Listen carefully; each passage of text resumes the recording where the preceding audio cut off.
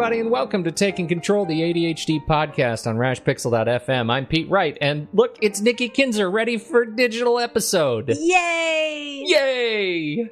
How are you, Nikki Kinzer? I'm good. How are you, Pete? I'm doing very well. Good. What do you got for us today? Good stuff? Yeah, we've been talking about focus. We've been talking about, focusing on your strengths last week. And I've been thinking a lot about focus. And I realized as I was talking to somebody else and introduced them to a concept on the computer, kind of a visual concept on the computer that they hadn't heard of. And it was another one of those things that I feel like I latched onto really quickly, but thought, wow, there may be others who would benefit. So I thought I'm going to talk about reducing distractions in order to focus on while you're at work on the computer. And I have 4 sort of buckets of tips here but before we get into that, make sure you head over to Take Control ADHD, get to know us a bit better, listen to the show right there on the website, subscribe to the mailing list right there on the homepage, and catch up with the latest episode in your inbox each week. Also, please connect with us on Twitter and Facebook at Take Control ADHD. And this is it the last week people can register for coaching? It is, if you're listening to this episode on time, Now, if you're listening to this episode June 15th, then it's probably already passed. Yeah. However, even if you are listening to it late, you can still register for the next group openings, which will be probably in the fall, early fall. Okay. So the email or the form up on the website to register, to submit your name that says, hey, yes, I want it. You can still do that. But if you want to get in for the groups starting in June. Do it now. Do it right now. Yes. Do it right now. As soon as you get done listening to this podcast. Go do it at takecontroladhd.com. Okay. That's right. That's right. Excellent. Okay. Any other old business? No, I think that's it. All right, so let's talk I want to hear what you got. Yeah. Well, the first one is super easy, because most of the distractions that we deal with in our in our computing lives deal with the distractions that come into us from the outside world. And so the first one, which I feel like is a little bit low-hanging fruit, so I'm going to just say it and get it out of the way. Turn off your Wi-Fi. But you know what's funny is that I've never really actually thought of that. Like, I thought you were going to say, turn off your email notification. Yeah. Well, I'm going to get to that. I'm going to get to that. But this is the nuclear option, right? I mean, This will shut down everything coming in from the outside world, and it really makes a world of difference. When I'm working on any sort of a big sort of editing and production project, I'm in Final Cut, and I'm really head down, those little notification things that come up in the top corner are incredibly distracting. And as soon as I shut off Wi-Fi, they go away. They miraculously disappear. So that's an easy one. On your Wi-Fi. A little Wi-Fi icon is going to be either on a Mac, it's going to be in the top right of your menu bar on the top of your screen. You can just right-click on it or two-finger tap if you have it set up that way, and click Turn Off Wi-Fi. On Windows, the Wi-Fi adapter is usually in your system tray down in the lower right. And again, you can just right-click on that and go into Configure it to turn it off. Just turn it off.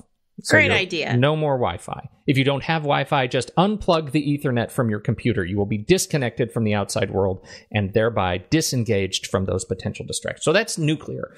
But what if you do need to have internet access, right? You need to have internet because you're working on a project that involves being online. So and particularly email. Email is troublesome because generally, and this is one of the things I hate about email, right, is that in order to be online and be able to, or in order to be in email and write email, you have to be online to do it. So here you are writing a message and more email keeps coming in.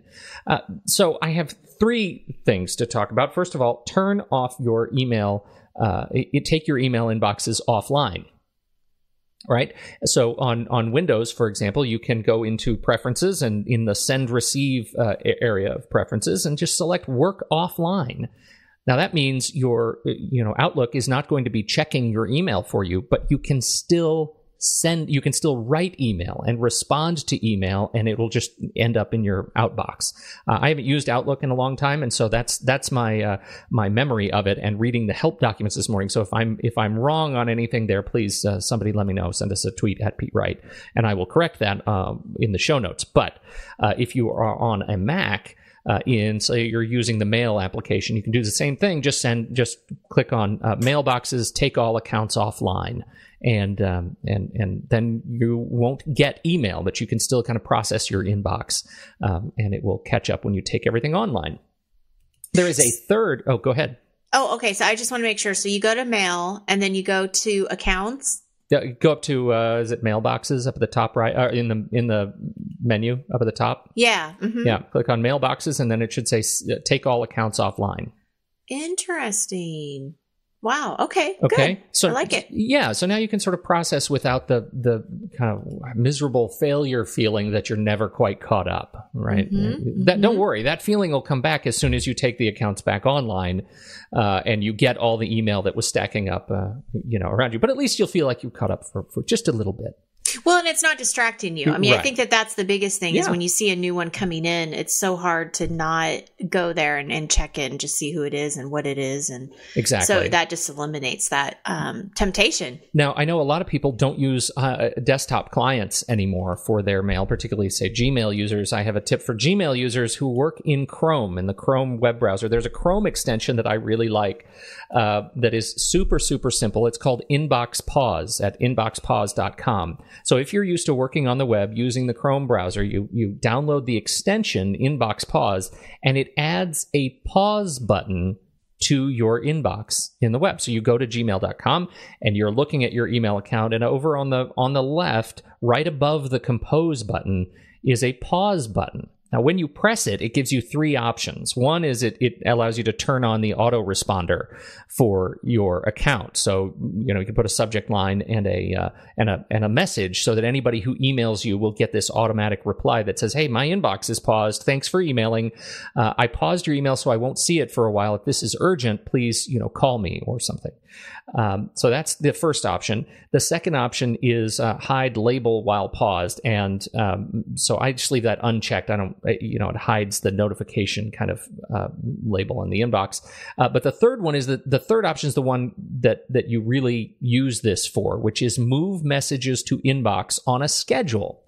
So if you smart. if you turn off the top two, turn on autoresponder and hide label while paused. So those options you just leave blank. But turn on move messages on a schedule. You can say, "Hey, I want new email only to be delivered to me at 8:30 a.m., at 1 p.m., and at 5 p.m. So you won't get any email between those hours. But when those hours hit, you're going to get all the email that is stacked up between them. So you will not be interrupted. And where any do other you get time. that? How do you get to that? Inboxpause.com. So you visit inboxpause.com, and there's a download Inbox Pause button there. And once you do that, if you're using the latest version of Chrome, it just drops down a little menu that says, "Do you want to install Inbox Pause, this extension from this developer?" You say yes, and there you go. Then all you need to do is visit Gmail, log in with your account, and you'll see the pause button. The first time you press the pause button, it'll ask you to go through the the standard kind of security stuff. Inbox Pause would like to access your account, and so generally, if you're used to working in extensions, you'll likely be comfortable with that. But I really, really like Inbox Pause, and I think it works. It does what it needs to do. There are a lot of other email clients. I recognize there are a ton of email clients that handle, dealing with scheduling email in different ways. And so, your mileage may vary with this one, but it is, in terms of simplicity, this is a really easy one to get going without having to use an entirely new email client. Yeah. So, great. Yeah. the third one, and I'll say this is actually my tip 2.5, which is again back to notifications, is to do what you can to reduce real-time notifications. Email is just one, but there's also Twitter and Facebook and LinkedIn and all these things. If you've configured your accounts inside of Windows and the Mac, they're going to be constantly nagging you whenever new things come up. And I just can't stress enough how valuable it is to turn off all of those notifications. Don't let notifications control you. You need to control the notifications. Unless it is critically important, I turn those things off. You really don't need to be notified every time somebody likes a photo in which you are tagged. Right, you really right, don't, totally. You don't need to be notified the second every mention comes up on Twitter. You just don't need that in your life, and it adds noise to an otherwise signal-filled day. So let go of that stuff. That's 2.5. Number 3. Awesome. And this is a philosophical one. Oh. Use the simplest app for the task. How does that hit you? Just your gut reaction. Use the simplest app for the task. The first thing that comes to mind is a question mark. Like, what are you talking about? Well, what? I started doing this a couple of 4 or 5 years ago. I became overwhelmed with Microsoft Word. Right, I was just overwhelmed every time I sat down to write something. That was probably more than 5 years ago, actually. Every time I sat down to write something, I became overwhelmed with all of the options that are available in Word to format my text. And ultimately, when I'm in Word, it's because I'm writing text, just text, right?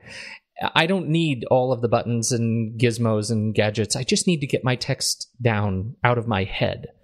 And I found that when I switched to a single-purpose app, an app that didn't jam all of these layout and features into ultimately what I was using for text, like Word, as soon as I switched to a text editor, something that allowed me to just write and didn't even have the option to format, I became much faster at writing, right? So that's what I mean by use the simplest app for the task. If you have a writing task, pick an app that allows you to write, right? I use, for example, an app called Ulysses for the Mac and the iPad, which is just a text, creation tool. It allows you to simply write text. If it's a document, if I'm creating a document that I then need to format, I will move that text into Word and format it, but I've separated those functions, right?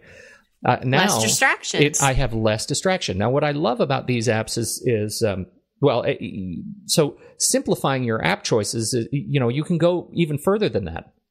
If you do any sort of design, why not choose an app that allows you to do the simplest function that you need to do? Say you need to crop a photo.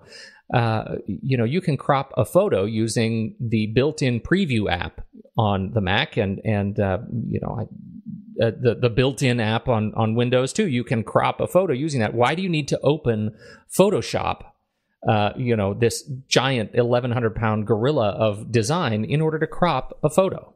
You can do it much more quickly using the simpler tool. And so I think, moving toward this habit of using the simplest tool for the task is a really good thing. And again, can reduce distraction. You don't get distracted by the bells and whistles. Now, on that front, this is actually the trick that I showed to my colleague who was really blown away, which is working in full screen. Do you ever work in full screen? It's interesting because I'm going to probably not be the right person to ask because I don't like working in full screen. Because sometimes when I hit, and I guess it's probably because of my new computer, but I'll get on, Google Chrome to Google something and it pops up full screen. And I almost always decrease it a little bit. Well, and this is actually a slightly different thing on the Mac, is because you can't just decrease it a little bit if you're in truly native full screen, which is when you click the little green button on the Mac. You have the red, yellow, and buttons on all the application windows, and the green one now, if you're using Yosemite, the latest version of Mac OS, if you click the green one, it takes your app into full screen and it removes all of what we call the window Chrome, right? it removes the menu bar. It removes everything. I just did it. Right? Yep. Uh-huh. And then, what you do is you now have eliminated all of the surrounding distraction of other apps that you may also have running. Yeah, that's a great idea, actually, now that you say that, because I'm thinking, because it takes away the menu bar. So you, again, don't see the email popping up. And then on your keyboard for you, because I know you're still using a mouse and not the trackpad. And right. Frankly, many of Yosemite's core functions are built into gestures, using 4 fingers on a trackpad to swipe back and forth between these windows.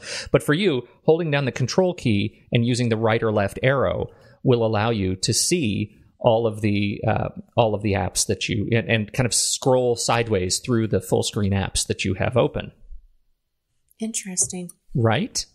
Now, I use these particularly in, like I said, when I'm editing a video project or a film project, I will work in full screen. It's a pretty logical use. I also do it whenever I'm writing anything. In Ulysses, there's a great full screen mode. Microsoft has been a little bit lagging to implement true full screen, and so Word doesn't really do it very well. And the Adobe apps don't do it because they have a custom interface that they've used, and that's very frustrating. It doesn't comply with Yosemite's user interface. Windows 8.1 does, and if you look at the Windows 8.1 App Store, you cycle through all the apps from Twitter to Netflix to all of the top apps. The user interface really takes from, again, what was, I think, pioneered by the iPad, these single function full screen apps. I don't like it all the time. But I do like it when I really, really need to get something done. I need to not see anything else that could possibly distract me, and that is something that's become really important in terms of my workflow. Absolutely, I love that, and there's simple ideas. I mean, that's the thing too that I think is great about your list is that it's simple, it's easy, people can do it right away, and it does exactly what you just said. It eliminates the distractions, which is what we want to do. Prior to working on the project, because in that way you can just focus on it. So yeah, I like it. That's Pete, right. And I think this is the first time in a long time that I have done a recommendation that you don't have to buy or subscribe to anything to make this work. Right. You really can. Yeah, you can explore these options on the machine that you are using right now. How can I turn off Wi-Fi, turn off notifications, deal with those real-time distractions, work in full screen, and use the simplest app for the task. That's it. I like it. Happy day. Good stuff. Excellent. Good stuff. That's it. I think that's all we've got. So head over to sign up for coaching group coaching if you'd like to join a group. It's an incredible experience. We're hearing great things from folks, and thank you all for downloading and listening. On behalf of Nikki Kinzer, I'm Pete Wright, and we'll catch you next week on Taking Control, the ADHD podcast.